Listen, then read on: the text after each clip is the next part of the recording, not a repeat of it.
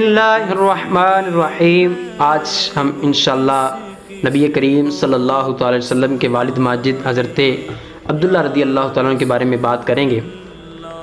آپ رضی اللہ تعالیٰ عنہ عبد المطلب کے تمام بیٹوں میں بہت حسین و جمیل تھے، کیونکہ آپ کی پیشانی میں نور محمدی چمکتی تھی، اور اس وجہ سے قبیلہ قریش کی تمام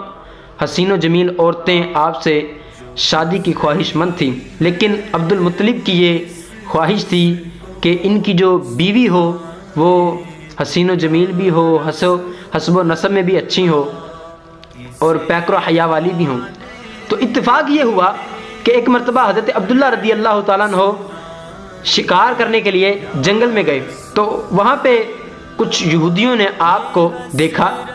اور جب انہوں نے دیکھا تو وہ سمجھ گئے کہ یہ نبی آخر الزمان صلی اللہ تعالی وسلم کے والد ماجد ہیں۔ تو ان یہودیوں نے یہ کوشش کی کہ ہم ان کو معاذ اللہ شہید کر دیں گے، لیکن چونکہ اللہ رب العزت نے اپنی قدرت سے آپ کی پیشانی میں نور محمدی رکھی تھی، تو حفاظت بھی تو پھر رب نے کرنی تھی۔ تو اللہ رب العزت نے اپنے برگزیدہ بندوں کو حکم دیا کہ ان کی حفاظت کی جائے۔ تو حضرت عبداللہ رضی اللہ تعالیٰ عنہ کی ان یہودیوں سے حفاظت کی گئی، اور یہ سارا ماجرا وہب بن مناف دیکھ رہے تھے، وہ بھی اسی جنگل میں تھے۔ تو جب انہوں نے حضرت عبداللہ رضی اللہ تعالیٰ عنہ کو دیکھا اور دیکھا کہ آپ کی کس طرح حفاظت کی گئی ہے، تو ان کو بڑی عقیدت ہوئی آپ سے، اور انہوں نے یہ ٹھان لی کہ میں اپنی جو بیٹی ہے حضرت بی بی آمینہ رضی اللہ تعالیٰ عنہ، ان کا نکاح میں ان سے کروں گا، ان سے شادی کروں گا۔ اب وہ گھر واپس آئے، ہوا کیا، انہوں نے اپنے دوستوں سے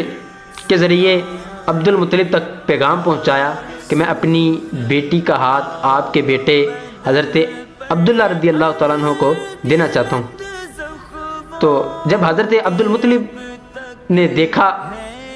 کہ جو میں خصوصیات چاہتا ہوں وہ ساری ان کی بیٹی میں موجود ہیں،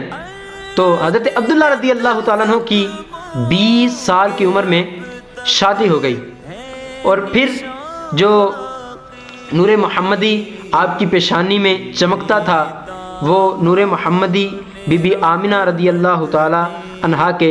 شکم اطہر میں جلوہ گر ہو گیا۔ اور آپ کی شادی کے 2 ماہ بعد عبد المطلب نے حضرت عبداللہ رضی اللہ تعالیٰ عنہ کو مدینہ منورہ کے لیے یا شام کی طرف کھجوریں لینے کے لیے بھیجا۔ تو